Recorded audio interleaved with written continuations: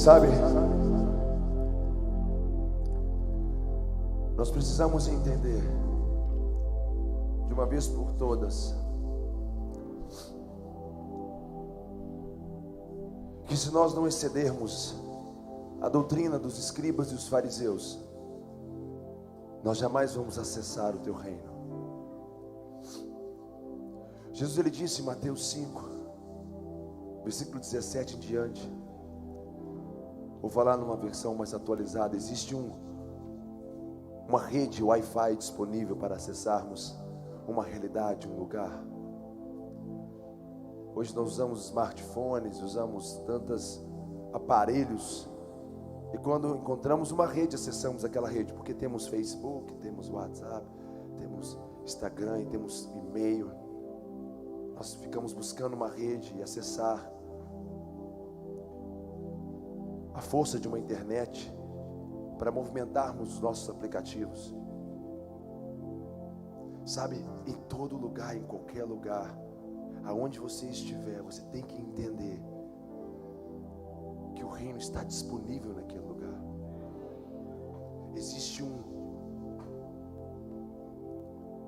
uma rede disponível chamado Reino de Deus. E nós precisamos entender que nós precisamos acessar esse lugar não apenas quando viemos ao culto. Em Hebreus 8, a Bíblia diz que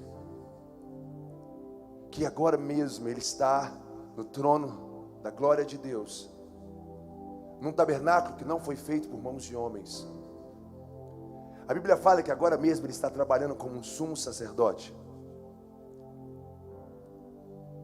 A Bíblia descreve que nesse exato momento existem milhares e milhares de anjos cantando e trabalhando com Ele. Existe um lugar, existe uma realidade.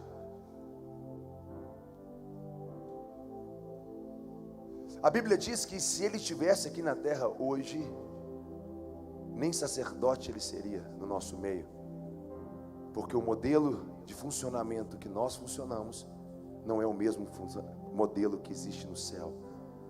No modelo do céu, Ele é o sumo sacerdote. No nosso modelo, muitas vezes que funcionamos no modelo arônico, que queremos acessar a glória de Deus apenas como estamos em ambientes de culto, diz que nesse modelo nem mesmo sacerdote Ele seria. Interessante, né? Porque existe o modelo segundo a ordem de Melquisedeque. A Bíblia em Romanos 8, versículo 26 fala que nós não sabemos orar como convém, mas o Espírito de Deus intercede por nós. A palavra interceder ali é uperitugano. Sabe o que significa a palavra uperitugano? Significa que o Espírito tem a capacidade de nos pegar o seu espírito, pegar o seu coração, sua mente, sua audição. E Jesus está lá agora trabalhando, e você não sabe o que Ele está fazendo agora. Nós sabemos que Ele está lá. E a Bíblia diz: Moisés, construa para mim um templo, segundo o modelo que te mostrei no monte. Existe um modelo de funcionamento das coisas. Está acontecendo algo agora. Mas a Bíblia fala que o Espírito de Deus, Ele intercede por nós. A palavra intercessão, uperitugano, significa nos leva a interceder no mesmo lugar que Ele está. Nos alinha, nos aproxima, faz com que a gente participe de acontecimentos que estão acontecendo lá, para que eles sejam refletidos aqui. Quem compreendeu?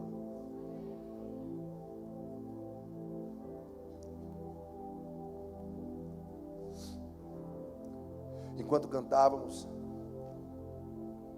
durante esse período, eu tenho sempre muitas visões. Eu não sou um profeta, mas eu amo ver. Eu amo ver.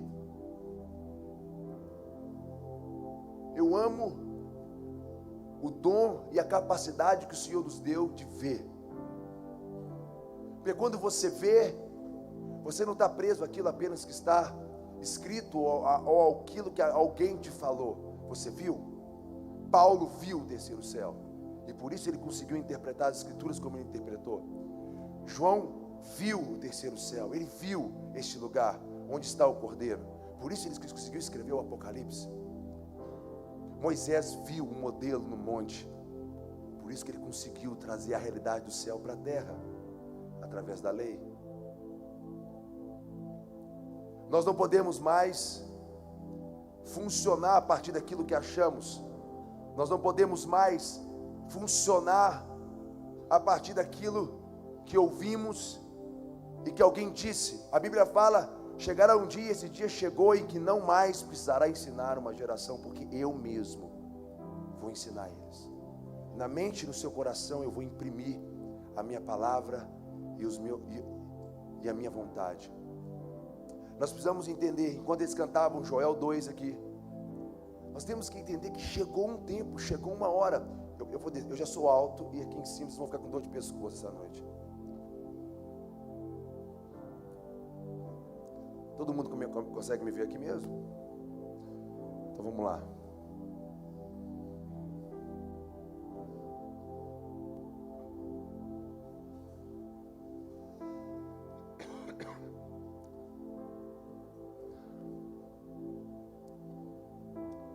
Em 2015 para mim, de todos os anos que eu vivi trabalhando e servindo no reino de Deus, tem sido o ano mais empolgante de toda a minha vida.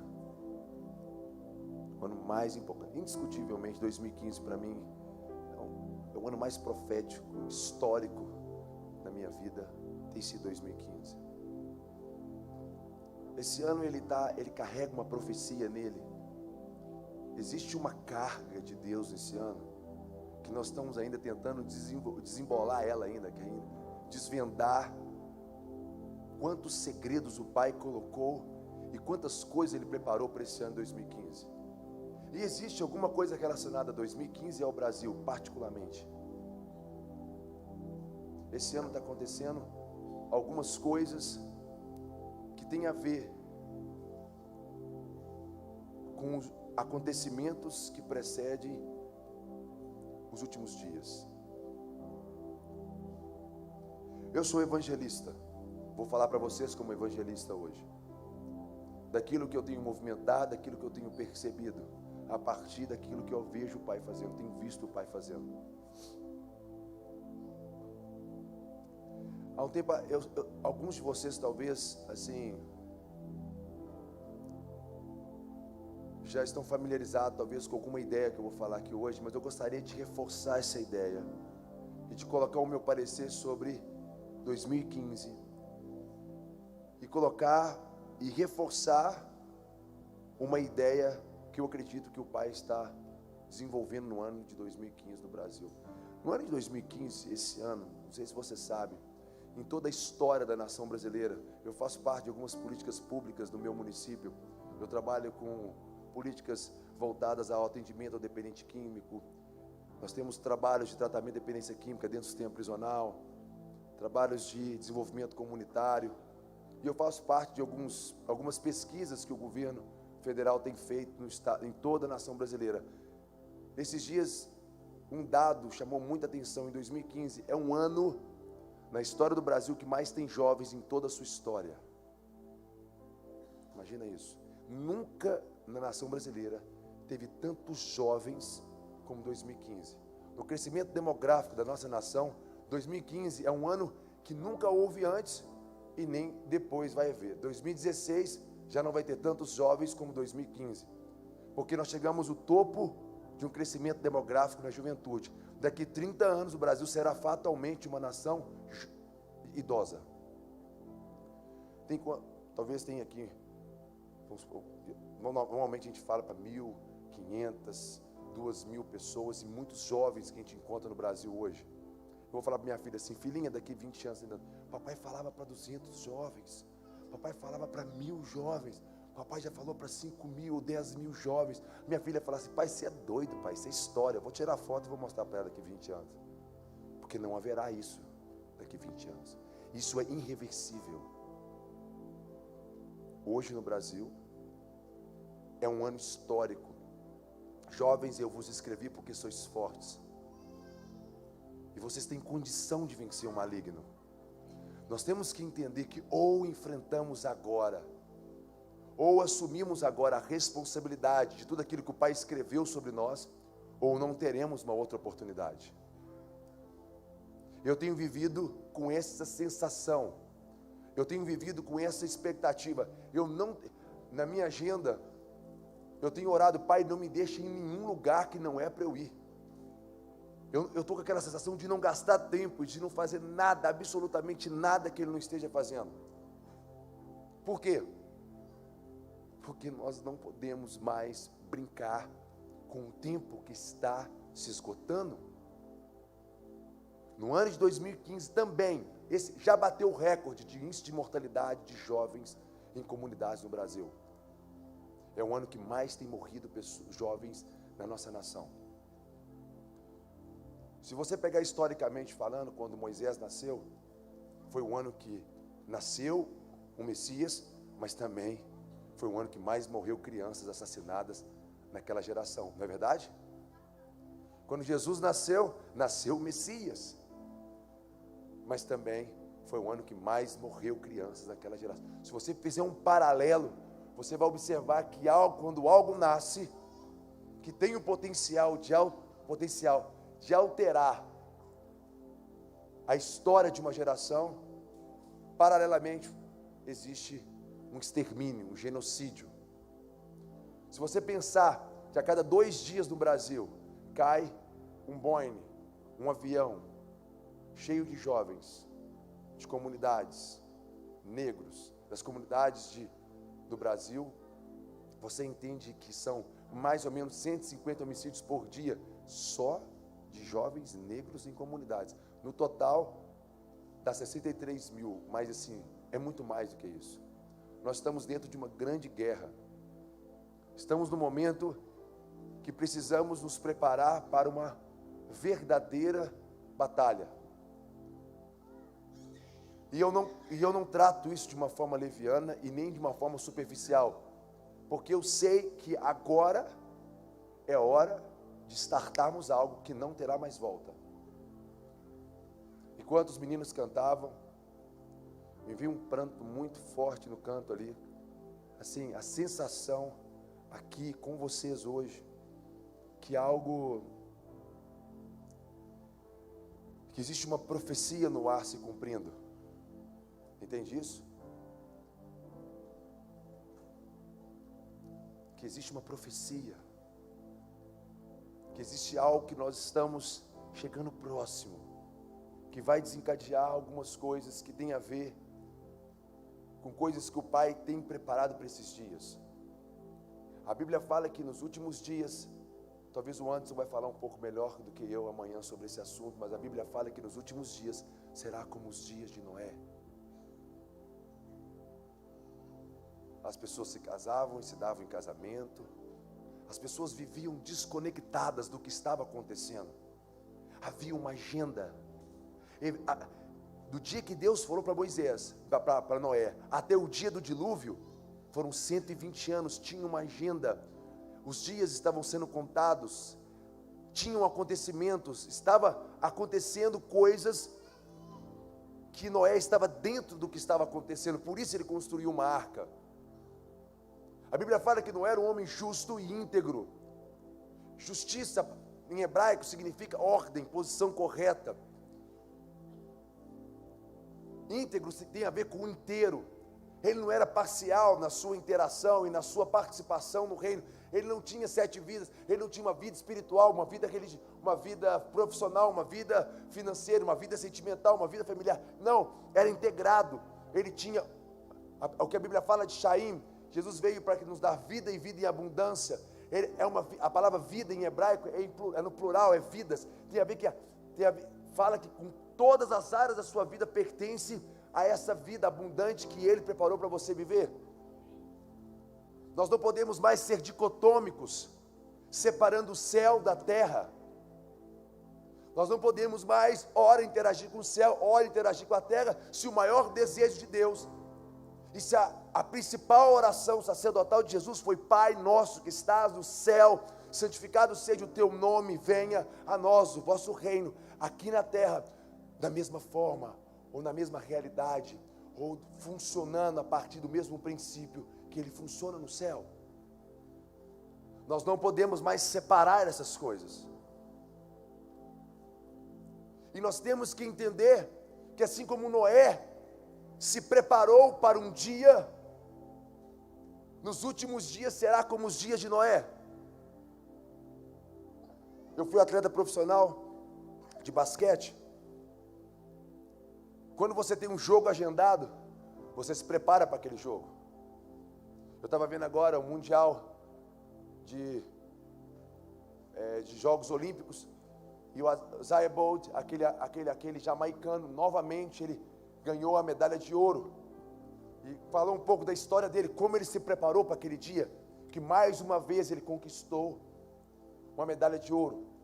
Se eu tenho uma corrida, se eu vou participar de um jogo nas Olimpíadas aqui no Brasil, em 2016, hoje de manhã, quando eu acordar, o meu café da manhã não foi o mesmo café da manhã de quase toda a nação brasileira.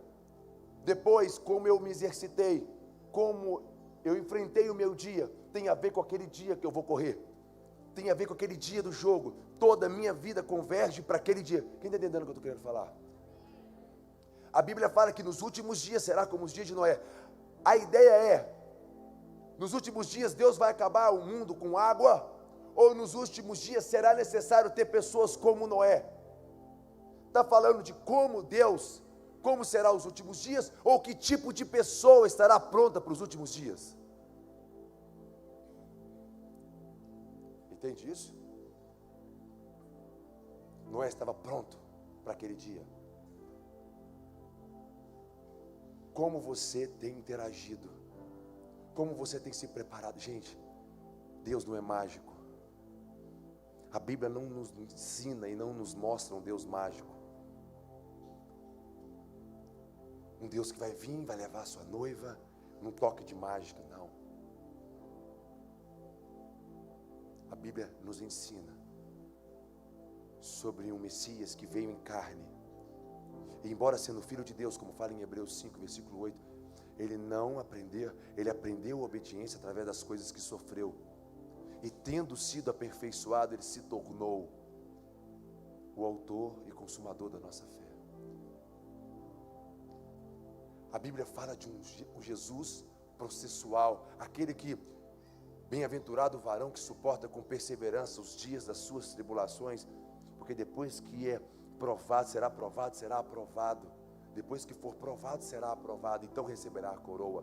A Bíblia fala de um processo para que você se torne um filho maduro, capaz de absorver ou carregar a sua glória, porque a leve e momentânea tribulação não se compara ao peso de glória a ser revelado no futuro. A Bíblia fala sobre processo, sobre pessoas que suportam, pessoas que assumem peso de responsabilidade, que produz ao longo do seu processo maturidade. Como você quer carregar a glória nos últimos dias? Como você quer, como nos dias de Noé, estar pronto como Noé, se você não está disposto a carregar o peso da responsabilidade das coisas que Ele tem te dado para fazer hoje, agora?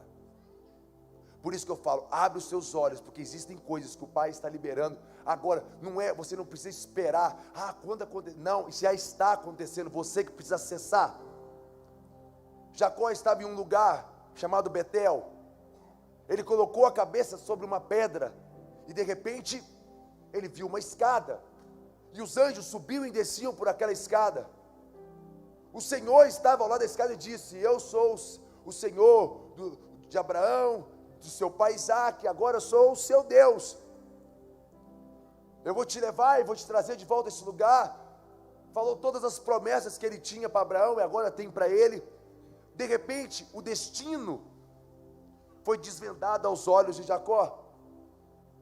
De repente, coisas que Jacó não sabia sobre ele mesmo, Deus falou para ele naquele momento.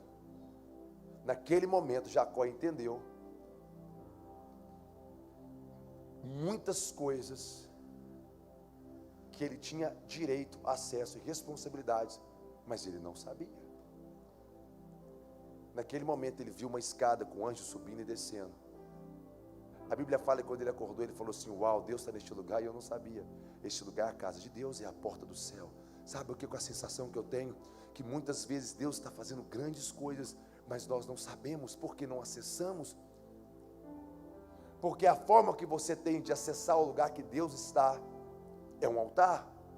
Este lugar que Jacó acessou, esse lugar é o mesmo lugar que Abraão, em Gênesis 12, versículo 7, ele sai da sua terra, da sua parentela, da casa do seu pai. Abraão se desloca de uma cultura, Abraão se desloca de uma tradição familiar, Abraão se desloca de um lugar de conforto, e ele vai em direção ao Senhor. Em Gênesis 12, 7 fala que tornou-se visível Deus a Abraão. Deus aparece para Abraão, e Abraão levanta o altar ao Deus que lhe aparecer, e Deus abençoa a semente, a Zerá, a descendência de Abraão. E Abraão faz um altar, porque a palavra altar em hebraico significa mitzbereá, que é lugar de morrer, lugar de entrega, é onde você perde e ele ganha. Passando dali, Jacó viu uma porta. Abraão viu o Senhor e fez um altar. Sabe o que significa isso? Esses lugares, hoje, é chamado de Betel, é lugar de acessar, lugar de conectar, lugar em que seu destino é liberado. Você lembra Jesus chamando os seus discípulos, e de repente, André vira para Natanael: venha ver, venha e veja, saia da sua terra, da sua parentela, saia de um lugar de conforto, venha e veja o rei, o Messias. Quem está entendendo o que eu estou querendo falar? Ele vai e vê. Quando ele chega perto de Jesus, eu te vi debaixo da figueira. Natanael falou: uau, estou vendo que você é um profeta, você está aí.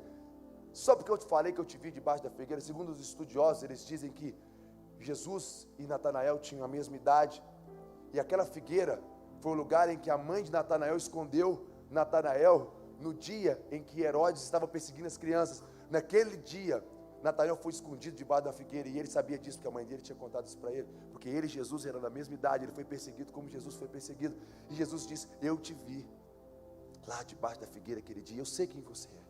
Natanael ficou tão impressionado, ele falou assim: agora eu entendi que você realmente é um profeta. Ele falou assim: não se admire porque eu falei que eu te vi debaixo da figueira, porque eu sei sobre o seu destino e sobre a sua história. Você vai ficar impressionado quando você vê uma escada com os anjos subindo e descendo sobre o Filho do Homem.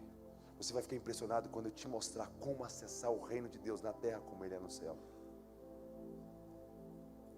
Quem compreendeu isso?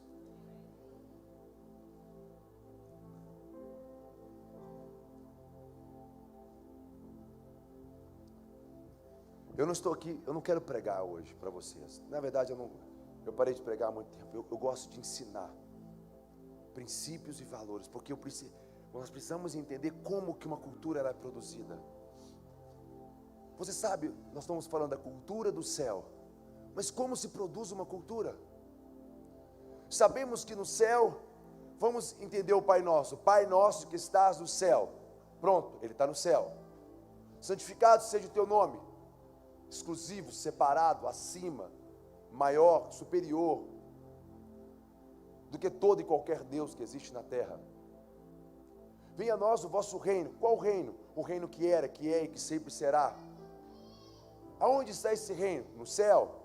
Esse reino, ele é real? Sim. Ele é físico? Sim. Jesus, aonde ele está agora? Assentado no trono. Ele subiu como? Como um homem. Então existe uma cadeira? Sim, existe. Existe um trono? Sim. Existe um lugar? Sim. Existe uma realidade? Sim. Existe leis neste lugar? Sim. Existe um rei? Sim. Existem súditos? Sim. Esse lugar funciona a partir de uma realidade, a partir de princípios, cujo Senhor é o rei deste lugar. Quem está entendendo? E ele disse: venha a nós o vosso reino, na terra como ele é no céu. Se você abrir sua Bíblia comigo, abre comigo aí, em Gênesis 1, no versículo 6. Olha que legal. São 9:55. Eu posso ir até que horas? Olha, isso é perigoso, cara. Diz o Senhor Deus: haja firmamento no meio das águas, separação entre águas e águas. O que a Bíblia fala que o Senhor disse? Presta atenção. Depois, no versículo 7 fala: fez, pois, Deus o firmamento, separação entre águas debaixo do firmamento e as águas sobre o firmamento, e assim se fez. Versículo 8: chamou Deus o firmamento céu, houve tarde, manhã e segundo dia. Primeiro ele disse uma ideia, depois ele fez uma ação, depois estabeleceu um comportamento, uma realidade. A partir daquele dia, o que foi estabelecido é até hoje, que funciona dessa forma até hoje. Então vamos entender, tudo que Deus disse, primeiro dia, segundo dia, terceiro dia, tudo que Ele disse foi dessa forma que aconteceu. Ele falou, alguém fez. A Bíblia fala em João 1, que no princípio era o verbo estava com Deus, o verbo era Deus, tudo foi feito por intermédio dele, nada que foi feito seria feito se não fosse por ele. Então quem fez? O Filho, Yeshua, certo? Então o Pai disse, e alguém fez. Sabemos que esse executor da obra, da ideia de Deus, foi seu Filho Jesus.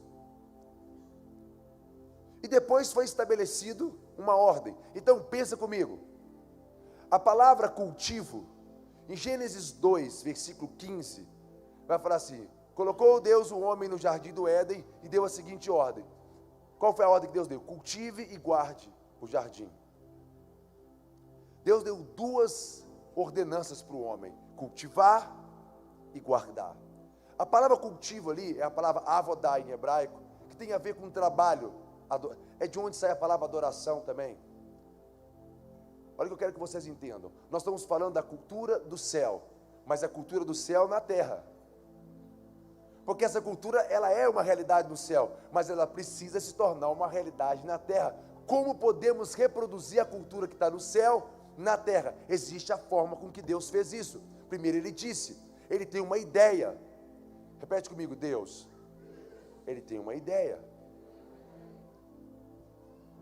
Quando você pega a ideia de Deus, Abraão estava numa terra, numa parentela, na casa do seu pai. Ele estava debaixo de uma influência. Terá, que era o pai de Abraão, ele tinha se ofendido por Deus, por o teu filho ter morrido, e ele colocou o nome daquela terra no nome do teu filho, Padã Arã. Então ali era uma cultura de ofensa. A ideia que predominava naquela terra não era a ideia mais de Deus, por mais que Terá, ele já era um hebreu, ele já era um híbrido, ele já era um atravessador. Mas ali se desenvolveu uma cultura de ofensa. Abraão precisou romper com uma ideia e transicionar para uma outra ideia. Esse deslocamento cultural, porque ali havia uma cultura, é a forma com que nós podemos hoje entender ou como deslocar para aquilo que o Pai está fazendo. Deus tem uma ideia. Depois essa ideia precisa ser cultivada. Quando eu cultivo a ideia, eu produzo uma cultura. A palavra cultura veio da palavra cultivo em hebraico, e cultivo veio da palavra culto. A Bíblia fala que se você quer oferecer a Deus um culto racional, você tem que fazer o quê? Oferecer o seu corpo como o quê? Como sacrifício vivo. Por quê? Você precisa entregar ou anular a sua ideia para que a ideia dele predomine. O culto é isso. Caim e Abel, os dois ofereceram a Deus um sacrifício. Um foi aceito, o outro não. Por quê? Um tentou levar uma ideia para Deus, o outro absorveu a ideia de Deus para a terra. Existem dois movimentos acontecendo o tempo todo, um da terra para o céu e um do céu para a terra. Se você tem uma ideia sobre Deus e quer construir algo da terra para o céu, isso é Babilônia. Se você absorve a ideia de Deus e cultiva ela na terra, isso é reino. Todas as vezes que você produz ou cultiva a ideia do céu na terra, você está cultivando o reino de Deus na terra. E produzindo o quê? Uma cultura na terra como no céu. Se você pegar toda a escritura, toda a Torá, você vai observar que todos os ensinamentos de Deus, disse Deus a Moisés, disse Deus a Josué, disse Deus ele vai falando a Abraão. Disse Deus a Jacó. Sempre ele falou a ideia e procurou alguém que cultivasse essa ideia. Quando Deus colocou Adão no Éden, ele falou assim: agora cultive e guarde. Cultivar o quê? A ideia dele. Guardar o quê? O pensamento, a ideia dele. Por quê? Abre a sua Bíblia comigo em Gênesis 3, versículo 1.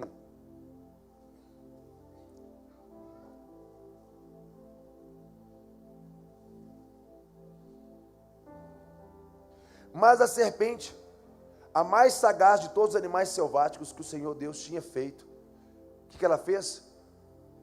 O que ela fez, gente? O que ela fez? Disse a mulher: é assim mesmo que Deus disse? Não foi isso que ela fez? Se toda cultura é produzida por um cultivo, e se eu cultivo aquilo que Deus disse a ideia, eu cultivei a ideia e produzi a cultura dele. Se eu estou cultivando a ideia de Deus, estou produzindo a sua cultura na terra como no céu, qual é a forma que eu posso alterar a cultura? Batendo na cultura? Ou batendo na ideia? Hein, gente? Hein? Na ideia. A serpente falou contra o quê? A ideia. Porque se ela mudasse a ideia, ela mudaria o quê? A cultura. Se ela mexesse com a ideia, alteraria a cultura. Se estamos falando que queremos trazer para a terra a cultura do céu, logo precisamos entender a ideia dele. Concorda comigo? Caso contrário, você vai estar reproduzindo na terra uma cultura que você acha que é do céu, mas tem a ver mais com a sua tradição religiosa do que realmente com a realidade que ele está. Isso é um perigo, porque nós não podemos reproduzir nada que não seja dele. Por isso que nesses dias nós precisamos entender a importância de nos entregar, a importância de perder. Eles começaram a cantar: nós precisamos, um reino que quando se perde é que se ganha, quando morre é que nasce. Isso são valores. O reino de Deus é assim. Aquele que quiser ganhar, esse vai perder, e quem perder, esse vai ganhar. Não tem como você absorver a ideia de Deus se você não está disposto a sair da sua terra, da sua parentela, da casa do seu pai. Tinha alguns discípulos de Jesus que estavam andando com Jesus, mas ainda não tinham deslocado, estavam no processo de discipulado, e eles foram curar o menino pulava no fogo e pulava na água, aquele menino muito endemoniado ou doente, e eles foram lá e não curaram o menino, e não conseguiram ter um bom resultado. O pai do menino veio, reclamou com Jesus, Jesus foi lá, curou o menino, voltou e falou assim: até quando eu estarei no meio de vocês, ó geração incrédula? Jesus volta indignado e fala: até quando? Até que dia eu vou precisar estar no meio de vocês, ó geração incrédula? Porque essa casta, ela só sai com jejum e oração. Aí eu te pergunto: a casta de demônio do menino ou a casta de incredulidade dos discípulos? Hein, gente? Hein, gente? Ele está falando do demônio do menino ou da incredulidade dos discípulos? Da incredulidade, porque a casta, a palavra casta, significa tradição familiar. Em outras palavras, os discípulos estavam querendo funcionar como discípulos de Jesus a partir da tradição familiar deles. Eles não estavam se entregando completamente, eles não estavam entrando completamente, eles não estavam se imergindo completamente na realidade do reino. É necessário que uma geração seja batizada, imergida. Pensa numa coisa, gente, não tem como simular o reino. Não vai acontecer nada, gente. O que você está fazendo aqui, sexta-feira à noite, escutando um cara, hoje é que dia? Desculpa, quinta-feira à noite. O que você está vendo aqui quinta-feira à noite, escutando o Steven Seagal falando? Você entendeu? Tipo assim, um cara gordinho, grandão. Ou então um Sidney Magal. Sabe, você está maluco? ou está obstinado por uma religião, ou você realmente acredita que está acontecendo algo. Se você é maluco, meus pesos, porque não vai adiantar nada você ficar vindo na igreja, fazer parte de uma religião, se você não, de fato, praticar aquilo que você acredita. Se você está sendo obstinado por uma religião, pensando que vindo aqui e participando do culto, Deus vai aliviar a sua barra, também está maluco. Você está entendendo? Mas se você está aqui porque você acredita que algo está acontecendo, deixa eu te falar uma coisa. De fato, você precisa agir de acordo com a ideia dele. E a ideia dele para você, que assim como o céu, ele fala assim, vamos organizar uma coisa, o meu pensamento não é o seu pensamento. Assim como o céu é mais alto do que a terra, os meus projetos, os meus planos são mais altos do que os seus. Vamos organizar uma coisa, para mim, o que você pensa, o que você acha é cocô. Uma merda. Paulo falou isso. O que para mim era lucro, considerei como esterco. Para quê? Para alcançar o pleno conhecimento de Cristo Jesus, no qual eu entreguei tudo. No qual eu me fiz escravo. No qual eu, de alguma forma, eu procurei sofrer o que ele sofreu, para sentir o que ele sentiu. Quando ele disse as coisas que ele disse, como ele viveu, quando ele viveu as coisas que ele viveu. Eu quero falar dele, ressuscitar com ele, mas eu não quero deixar de morrer com ele. Paulo falou, eu não quero ressuscitar com ele, eu não quero usufruir das coisas do seu reino, eu não quero eliminar a ideia que eu tenho que morrer com ele, para ressuscitar com ele, para que de alguma forma eu possa estar nele. Nós temos que organizar isso dentro de nós. Existe um conflito existencial, existe uma ideia demoníaca nos últimos dias. O amor de muitos vão se esfriar, de muitos, de milhares. Milhares e milhares de pessoas não vão acreditar. Uma crise financeira, as dificuldades familiares, sociais, os conflitos políticos. Tudo vai convergir para que você não faça aquilo que o Pai chamou você para fazer. A contracultura, a ideia dele, de Satanás, tem predominado. A Bíblia fala em Efésios 2, versículo 2, fala, outrora andávamos segundo o curso, a palavra curso ali é cultura, o curso deste mundo que foi influenciado por principados e potestades que agora atuam em filhos desobedientes. A palavra obedecer em hebraico, a palavra shemar, que é ouvir e obedecer, é a mesma palavra. Quem tem ouvidos para ouvir? Ouça. Mateus 11, versículo 15, Jesus falou assim, mas a quem eu vou comparar essa geração? A quem eu posso comparar essa geração? Quem tem ouvidos para ouvir, ouça. Mas a quem eu vou comparar essa geração? São como crianças, brincando na praça. Eu estou tocando flauta e eles não dançam, não há. Eu estou tocando lamento e não há um choro, não há um pranto. É uma geração comportamental, que comporta-se como religiosos, mas não consegue entender o que eu estou fazendo e falando. Veio João Batista, que não come, que não bebe, vocês falam que ele tem demônio, porque o comportamento deles não é igual aos seus. Eu vim. Vocês falam que eu sou beberrão, comelão, amigo de publicanos e pecadores.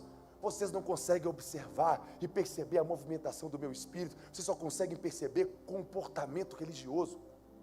Não parece comigo? Estou fora. Vocês não conseguem perceber Deus movimentando. Por quê? Porque são crianças, não conseguem ouvir. Sabe o que significa a palavra principado? A origem da palavra principado? De princípio. Principado vem de princípio. Príncipe vem de princípio, de primeiro. Sabe como é que a Bíblia começa? No princípio. A palavra princípio em hebraico veio da palavra Bereshit, que é de Rosh, que é cabeça em hebraico. Então, no princípio significa o quê? A origem de onde saiu as ideias que criou o céu e a terra. E que o principado é também de onde nasce o quê? ideias, que corrompem as ideias daquele que teve as ideias sobre tudo. Então o que é um curso deste mundo, que foi movimentado por principados? Significa uma cultura produzida pela ideia dele, ou a ideia dele que alterou a ideia de Deus. E o que é potestade? É a palavra exousia, que significa habilidade. Enquanto Deus tem uma ideia, alguém tem que ter a habilidade de cultivar essa ideia. Quem executa a ideia de Deus é um tipo de potestade. Só que se ele é o cabeça, ou o princípio, ou se ele é o principado, nós deveríamos ser sua potestade. Só que a Bíblia fala que existe uma outra cultura produzida por uma outra potestade, que atua sobre quem? Filhos desobedientes, que não conseguem o quê? Então, se você não ouve e não sabe o que ele está fazendo, fatalmente você vai ser influenciado pela cultura dele. Quem entendeu isso? É muito importante que você ouça. É muito importante que você entre. É muito importante que você cresça. É muito importante que a sua vida, ela de fato, ela funcione no reino, na terra como no céu. Sabe, queridos, eu estudo as festas bíblicas há 15 anos. Nós temos um seminário, tem uma semana de aula minha que chama Festas Bíblicas. Eu amo as festas bíblicas, eu estudo os detalhes dela por muitos anos. Páscoa, Pães Asmos, Primícias, Pentecostes, Rosh Hashanah, Yom Kippur e Tabernáculos. São as 7 festas de Levíticos 23. Só que, por muitos anos eu fiquei perguntando, eu estava conversando com a pastora hoje, ela com muita graça falando sobre as festas também. Por muitos anos eu tentei entender, quer ver uma coisa? Abre a Bíblia comigo em Gênesis 1:14. Disse Deus: haja luzeiro no firmamento dos céus, para fazer separação entre o dia e a noite, sejam eles sinais para as estações, para dias e anos. A palavra sinais aqui, em hebraico, a palavra oto, que tem a ver com outdoor, anúncio, estandarte, tem a ver com anúncio. Mas a palavra estação, olha que interessante, quando muda uma estação, né, nós devemos saber sobre tempos e estações. Jesus, ele falou que a gente não sabe ler essas coisas. Nós temos que aprender a nos movimentar a partir daquilo que Deus está fazendo. Se Ele está fazendo algo no céu, precisamos aprender a cultivar a sua ideia na terra, cultivando ela. Compreendeu isso? A palavra estação aí, é a palavra, literalmente, encontro marcado. Essa palavra em hebraico é a mesma palavra para festa. Festa? O que é uma festa? Um encontro marcado. Por exemplo, vocês estão aqui hoje. Quem aqui viu o anúncio dessa escola, desse seminário no Facebook ou no WhatsApp? Quem aqui de alguma forma viu o anúncio dessa escola? Então nós podemos chamar o anúncio dessa escola de sinal, outdoor, alguma coisa que comunicou o quê? Uma data. Agora começou a festa. Em outras palavras, uma estação começou hoje. A Bíblia chamaria disso de encontro marcado. Agora vamos entender uma coisa. Deus, Ele estabeleceu uma forma de comunicar com você, para agendar com você o encontro, para que de alguma forma nesse encontro Ele possa comunicar para vocês algumas coisas que Ele quer fazer na terra como no céu. A Bíblia diz que Ele criou a lua com esse objetivo. Em 2015, com certeza alguns de vocês sabem disso, nós estamos dentro desse ciclo lunar, as tétrades, né? Essas luas de sangue. E curiosamente, elas acontecem na festa da Páscoa e na festa de Tabernáculo. Mas eu quero falar para vocês a minha interpretação, porque eu acredito que o ano 2014, 2015 é um ano que Deus anunciou que está iniciando algo no Brasil e no mundo. Porque a festa da Páscoa fala de iniciação de um processo de qualquer cristão. Quando meu irmão, eu fazia parte da igreja e meu irmão foi fazer faculdade de filosofia. Ele passou na federal da minha cidade e ele trouxe para cá, e eu morando com os mendigos. E ele trouxe para aqui, irmão, olha o que eu vou fazer. E ele mostrou os cursos que ele estava fazendo. Cada ano, cada semestre tinha matérias, e essas matérias eram progressivas. Cada semestre tinha uma matéria, e no outro semestre teria outra matéria. E ele mostrou o fim do seu curso. E no fim do curso, tinha uma especialização, e tinham pessoas naquele curso que eram referências, e tinha uma profissão que ele podia idealizar a partir da finalização daquele curso. Eu falei, uau, que legal, uma coisa que tem começo, meio e fim. E eu ia na igreja domingo à noite, a sensação que eu tinha é que as pessoas aceitavam Jesus. E no outro domingo, as pessoas aceitavam Jesus de novo. E no outro domingo, aceitavam Jesus de novo. No dia que eu aceitei Jesus, foi maravilhoso para mim. E depois eu trouxe uma outra pessoa, e aquela pessoa aceitou Jesus também. Aí depois de um ano, as pessoas continuavam aceitando Jesus. A impressão que eu entrei num colégio, e tem primeira série. E que a primeira série repetia todos os anos, e no outro ano, era a mesma coisa.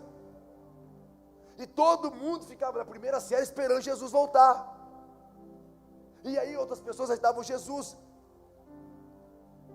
E depois do outro domingo as pessoas aceitavam, aí tinha o batismo, aí tinha ceia, aí depois aceitava Jesus de novo. E eu fiquei pensando, o reino de Deus se resume na salvação e pronto? Acabou? É só isso? Só tem uma festa na Bíblia, só um encontro, só Páscoa? Deus só está comunicando que é importante que seja salvo e pronto, acabou? E estudando as festas bíblicas, Deus me deu uma revelação, falou, não, Cacá, Páscoa é a primeira festa. Depois de Páscoa você tem pães asmos. E depois você tem a festa de primícias. E depois você tem a grande festa de Pentecostes, que é um dia de Pentecostes. Depois você tem a festa de Rosh Hashanah. Depois você tem a festa de Yom Kippur. E depois você tem a festa de Tabernáculo. Apocalipse 12, versículo 1 fala que viu-se um sinal no céu, uma mulher, que ela está vestida de sol e tem os seus pés sobre a lua. Eu comecei a entender o que significa uma mulher, a igreja, que tem os pés sobre a lua. E a Bíblia fala que a lua marca estações, dia e ano. O que é uma mulher que tem os seus pés sobre a lua? Significa uma mulher que está no céu, vestida de sol, com os pés sobre a lua, com 12 estrelas sobre a cabeça e grávida.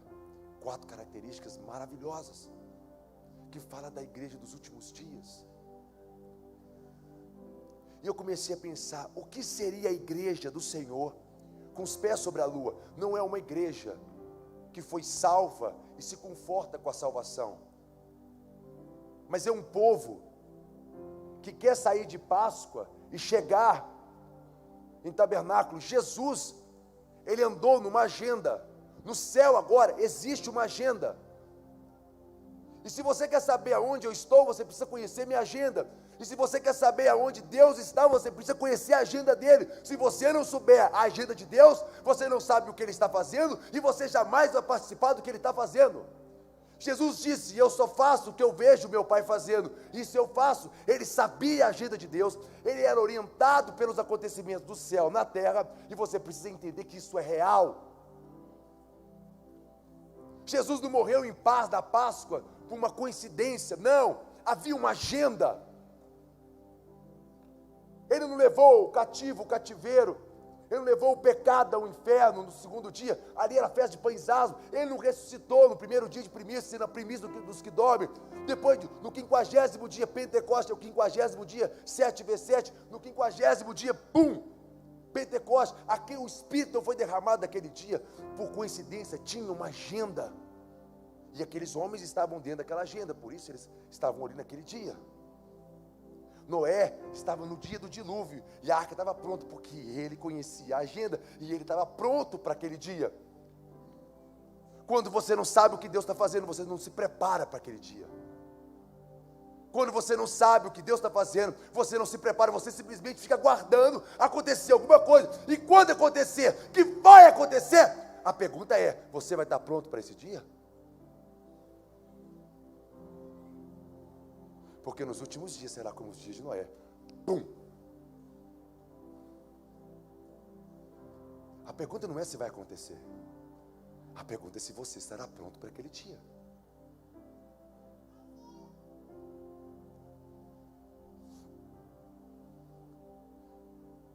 Gente,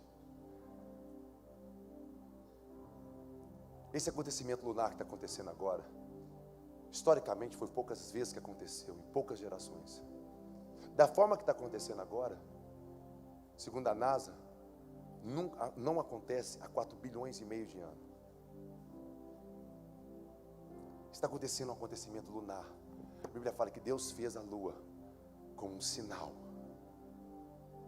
um outdoor. Olha, está acontecendo algo para marcar para nós estações, dias e anos, para mostrar que existe uma festa.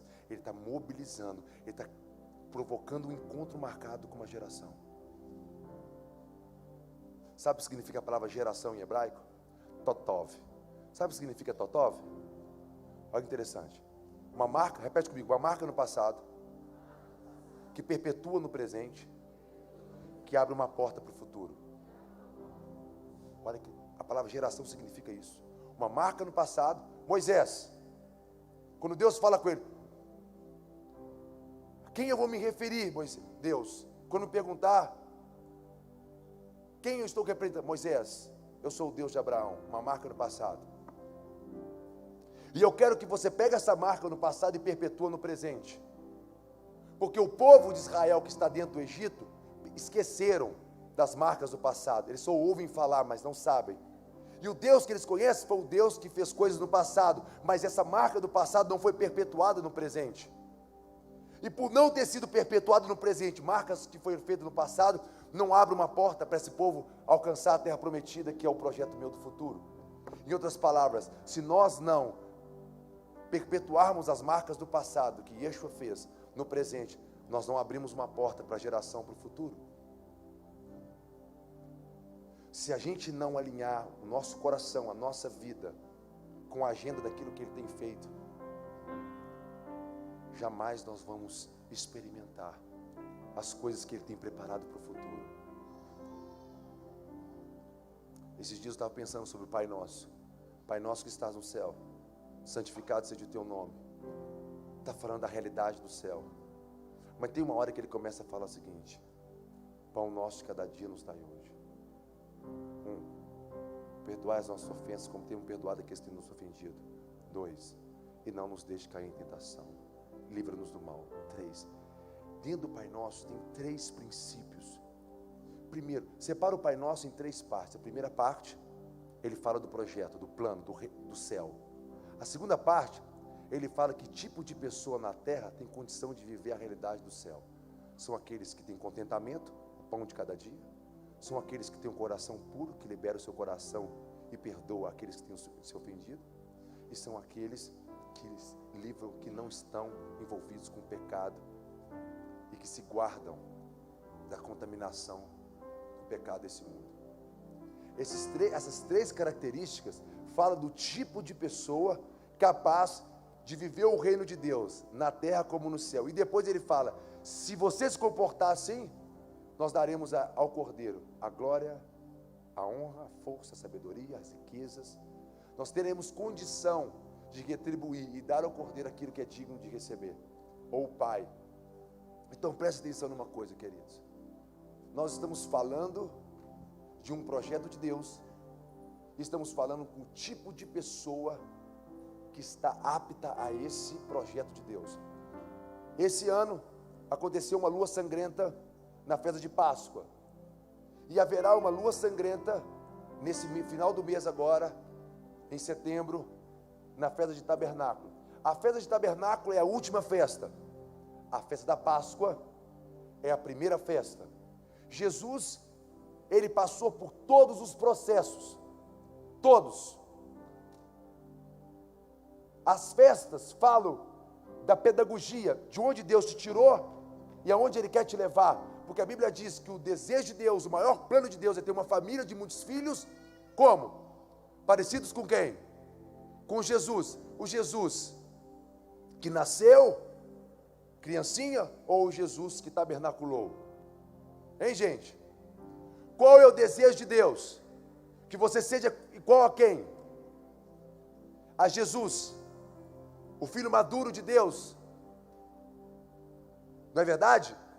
A Bíblia fala em João 7,37 que no último dia da festa de tabernáculos, ele entrou na festa no último dia e disse: quem tem sede, venha a mim e beba. Do interior dele estava fluindo um rio de água viva.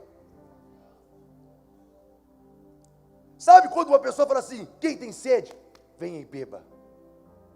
Mas ele disse: porque quem crê em mim. Ele não falou que quem beber vai fluir do seu interior. Ele não falou isso. Ele falou: quem crê em mim, como diz as Escrituras, do seu interior também fluirá um rio de água viva. O que ele colocou uma condição. Ele não falou quem beber vai fluir. Ele falou quem beber e crê em mim, como as Escrituras dizem sobre mim,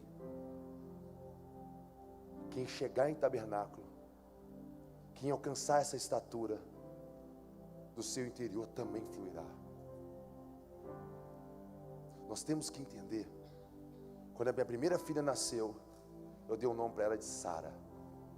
E Deus falou: Sara, porque Sara é estéril, Cacá. Nós estamos vivendo um momento da igreja, a igreja próspera, a igreja frutífera, a igreja que vai. E Deus falou comigo: não, eu quero uma igreja estéril. Eu quero um povo que não gera nada. Quando a minha segunda filha nasceu, Ana, o aniversário dela é hoje. Outra estéril. Falei: Deus, o que você quer, pai? Ele falou: Cacá, eu quero uma igreja estéril. Eu quero que o Brasil tenha uma igreja estéril. Eu falei: por que, Deus? Ele falou: porque é fértil. Essa igreja fértil gera qualquer coisa em qualquer hora. Ela gera o que eu quero, o que eu não quero. Ela gera qualquer coisa, qualquer visão, qualquer pensamento, qualquer ideia. Ela quer ganhar, ela quer crescer.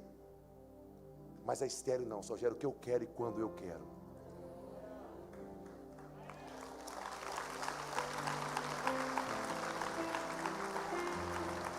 Entende isso? Só gera o que eu quero e quando eu quero.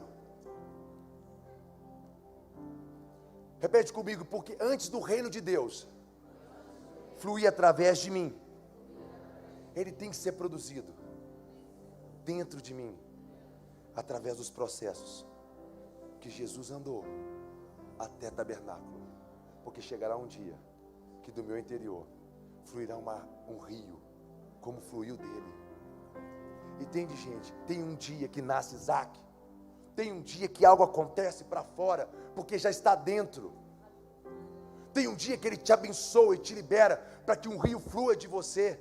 Tem um dia que ele te autoriza a fazer o quê? A reproduzir a ideia dele, porque ela já está dentro de você. Aonde está escrito na Bíblia que nós temos que fazer discípulo?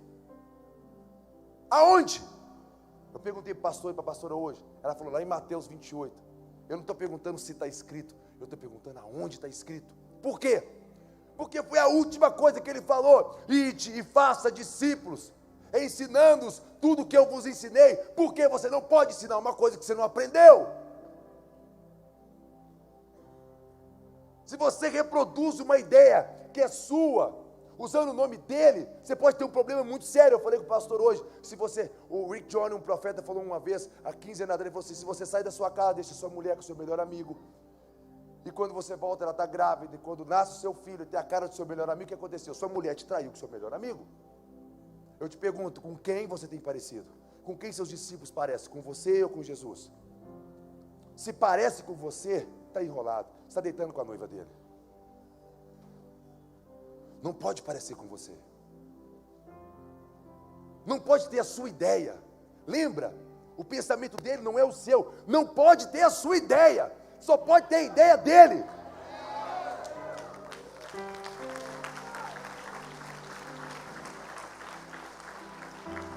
Não pode parecer com você, tem que parecer com Ele. Sabe quando você parece com Ele? Quando você tabernacular com Ele. Mas para isso você tem que sair da posição de uma criancinha que é levado por vento de doutrina, que fica na praça brincando.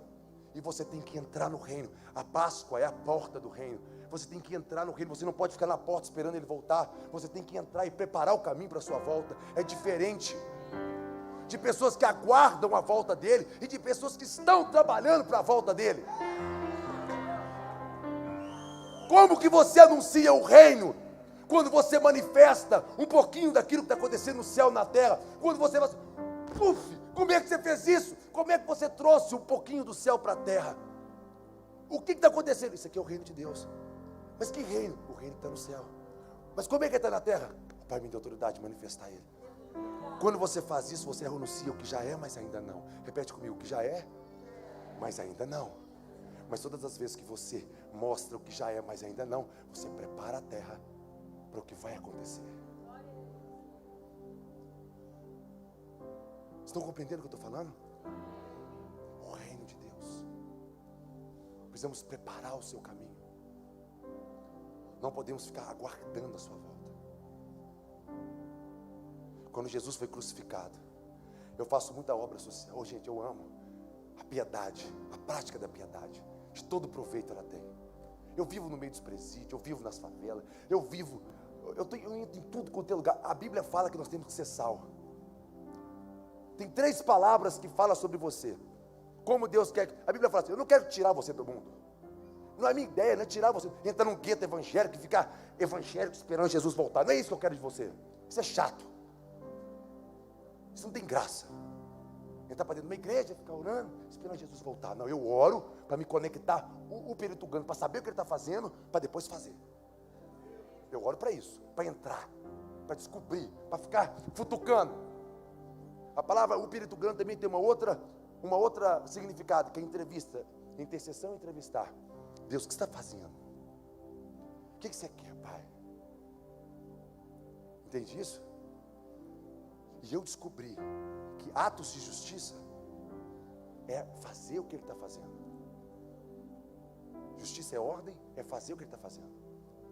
Eu sou evangelista, eu amo os presídios, eu amo as favelas, eu amo a ação do que Ele está fazendo. Seja para o pobre, seja para o rico, não importa.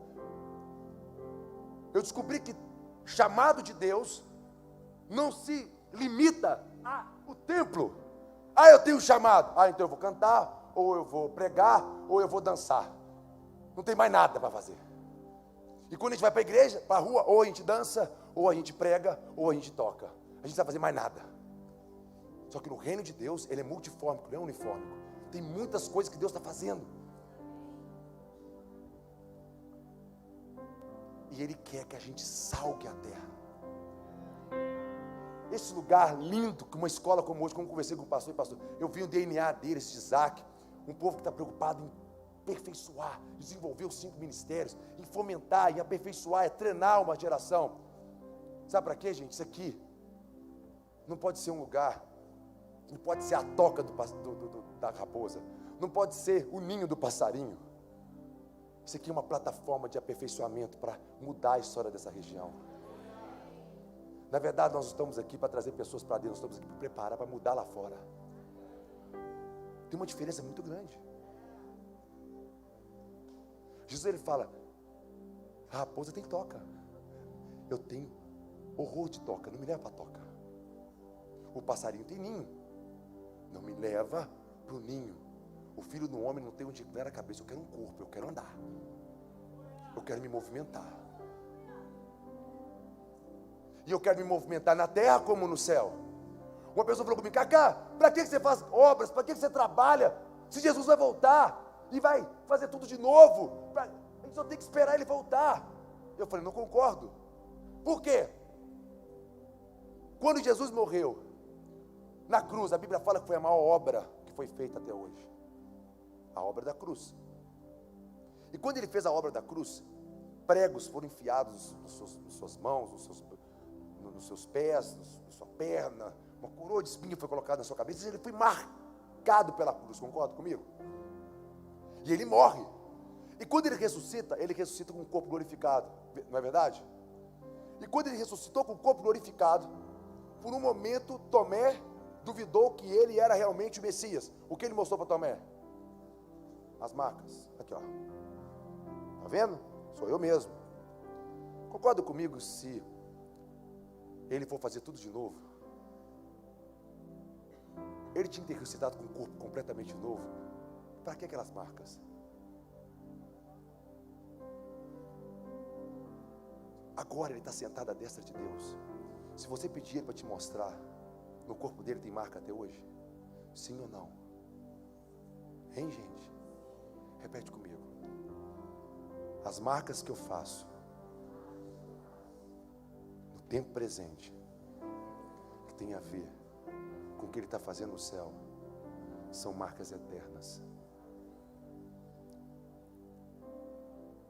Quem entendeu? Estou falando, a terra clama. Toda vez que você fere a terra com justiça e salvação, essa marca, se ela é feita nele, ela já é um pedacinho do que ele vai fazer eternamente. Quando você pratica a realidade do céu na terra, você já está construindo a eternidade agora. Você está participando do que ele já está fazendo. Você tem que entender isso. E todas as vezes que você faz isso, você prepara o caminho dele. Você anuncia o reino. Estou muito feliz de estar com vocês aqui hoje. Quero falar para vocês que eu acredito que Deus está chamando uma geração para entrar em paz, para chegar em tabernáculo. Existe um convite. Cacá, mas eu não sei se eu tenho chamado. Deixa eu te falar uma coisa. Você não tem um chamado. Vira para o seu vizinho, você não tem chamado.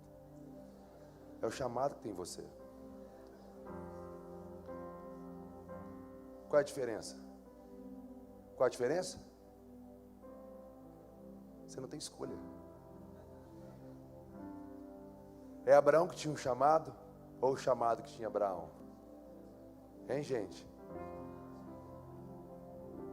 Deus tem uma ideia, e Ele quer colocar essa ideia para funcionar na terra, e Ele quer fazer através da sua igreja. Aí eu te pergunto, é você que tem um chamado? É a igreja que tem um chamado? Ou é o chamado, aquele que chama, aquele que clama, que tem você para executar o que Ele quer fazer? Se você entende que é Ele que tem você e não é você que tem Ele, você vai entender que você não tem escolha. Só tem uma escolha: obedecer. Ouvir e obedecer. Ah, Cacá, mas eu trabalho para investir naqueles que têm chamado. Pé. Vai dar bomba. Não vai dar bom. Você tem que entender que identidade não é quem você é igual a quem você é. Idem vem de igual. É quem você é nele. E você tem que entender que ele, o seu corpo, é multifórmico. Você não precisa pensar, mas eu não sei cantar, eu não sei pregar, logo não tenho chamado. Não, você tem que entender que vocação tem a ver com o nome que Ele te deu. Vocação tem a ver com aquilo, no útero da sua mãe, o nome que Ele te deu, tem a ver com a função que Ele te deu para executar. Lembra aquela mulher que eu falei para vocês? Ela tem 12 estrelas sobre a cabeça, cada estrela fala de uma tribo. Lembra da Nova Jerusalém, Apocalipse 22, que vai descer do céu para a terra? Lembra dessa visão? O que a Bíblia fala da Nova Jerusalém? Que ela tem 12 fundamentos diferentes. Cada fundamento tem o quê? O nome de um apóstolo. Sobre cada fundamento tem uma porta. Cada porta tem o quê? O nome de uma tribo. E no meio do jardim, no meio da cidade tem uma árvore. Essa árvore tem quantos frutos? 12 frutos. Eu aposto com você que cada fruto tem a ver com uma porta. E cada porta tem a ver com um fundamento. Eu falo, quando você descobre o seu nome, a sua vocação, a sua identidade nele, você descobriu o seu fundamento. E quando você descobre o seu fundamento, você desenvolve a sua função. Aí você gera um fruto segundo a sua espécie. E o seu fruto alimenta as nações e cura as nações. Você não pode falar que Deus só tem um tipo de fruto, só gera um tipo de pessoa. Não, Deus está gerando políticos nessa nossa geração, como Martin Luther King, como William Wilberforce. Deus está gerando pessoas para a área da saúde. Deus está gerando pessoas para a área da economia. Deus está gerando novos economistas na nossa nação. Sabe para quê? Para cuidar da riqueza e fazer com que a riqueza produza justiça. Deus está gerando pessoas que são verdadeiros pais. Quando Deus quis um pai e mostrar ao mundo como um pai se comporta, ele pegou Abraão e preparou Abraão. Quando Deus quis mostrar ao mundo como era um economista, ele pegou José. Quando Deus quis mostrar como ele pensa governo, ele pegou Davi. Quando Deus ele quis mostrar como um profeta funciona, então ele pegou Elias. Para cada área, Deus quis mostrar, olha, eu penso assim, eu posso pegar o meio do Egito, levantar um Daniel e mostrar como um conselheiro político pode mudar a história ou o coração de um governante tirano. Eu quero mostrar como uma influência, um sal que penetra na carne, porque o sal, ele não tira os ingredientes da carne, ele altera a carne. José, quando entrou no Egito, ele não tirou o povo do Egito, ele mudou o Egito. Quando Deus quis mostrar o libertador, ele levantou Moisés. É assim que eu lido com o povo que oprime meu povo, e tirou aquele povo. Para cada geração teve uma marca, teve uma expressão, e Jesus é tudo isso junto. Vocês estão compreendendo o que eu estou falando? Então não tem desculpa você falar que você não tem um chamado. Agora é a hora de liberar o seu destino. Agora é a hora de liberar você para correr. Repete comigo: aquele que põe a mão no arado e olha para trás não é apto para o reino de Deus. Entenda que no reino de Deus, para você ser apto para trabalhar numa empresa, você tem que passar naquela prova. Para você ser apto para fazer alguma coisa no governo, você tem que passar para o reino de Deus. A condição é botar a mão no arado e não olhar para trás. Quem está entendendo o que eu estou falando, gente? Vamos ficar de pé, vamos cantar uma canção para a gente finalizar.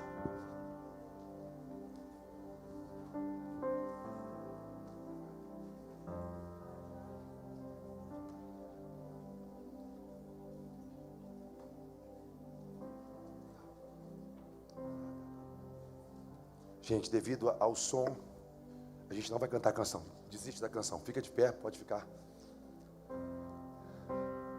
Mas dá um sol para mim aí. Feche os olhos. Tem uma canção, está no nosso CD que está ali atrás. Se você puder levar um CD para sua casa, manifesto. Vai estar abençoando nossos trabalhos. Mas tem uma canção que a gente gravou que fala assim, ó. Feche os olhos. Não voltarei atrás. Não voltarei atrás.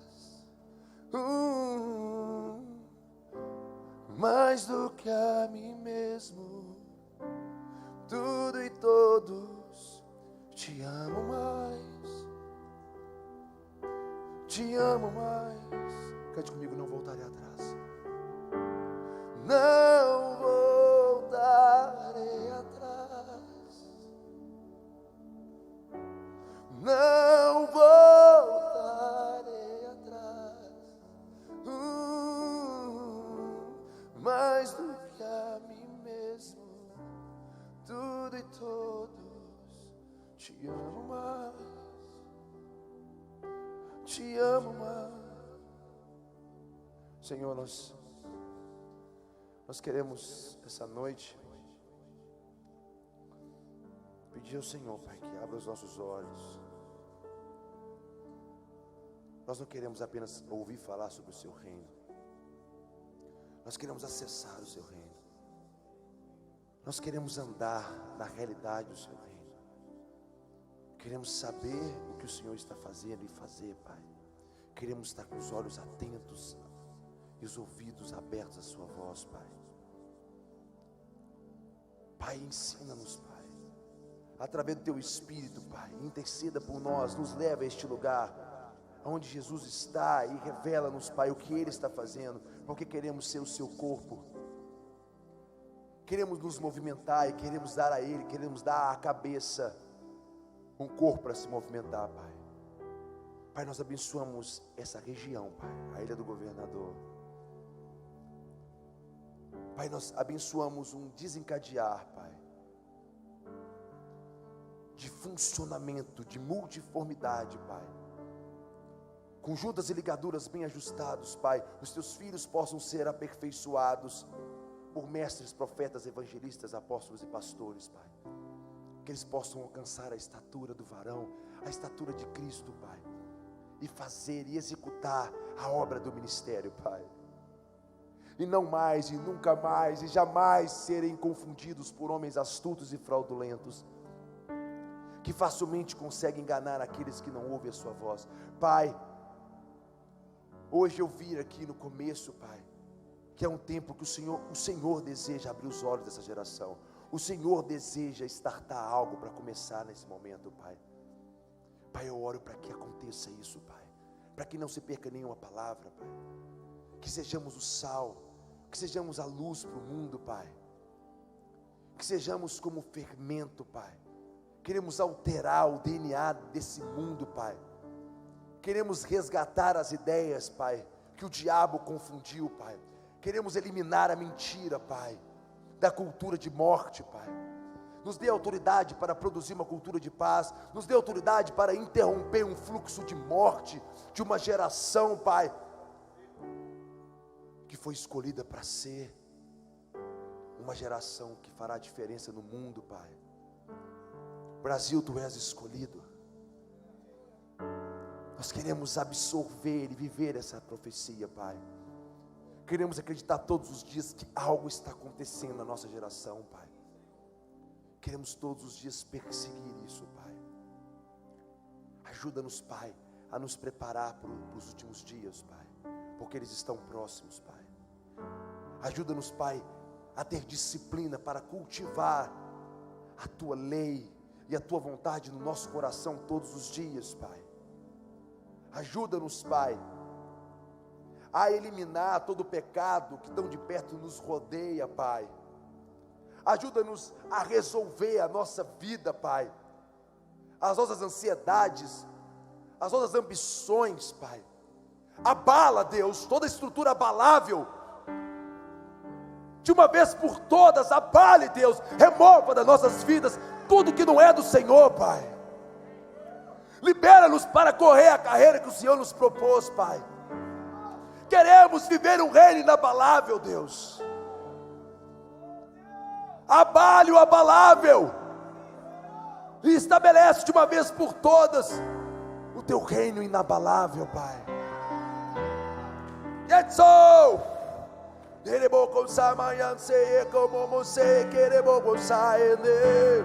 Não voltarei, não voltarei atrás, não voltarei. Quero pegar a mão no arado e olhar para frente, olhar para você, Pai, e correr a carreira que me foi proposta,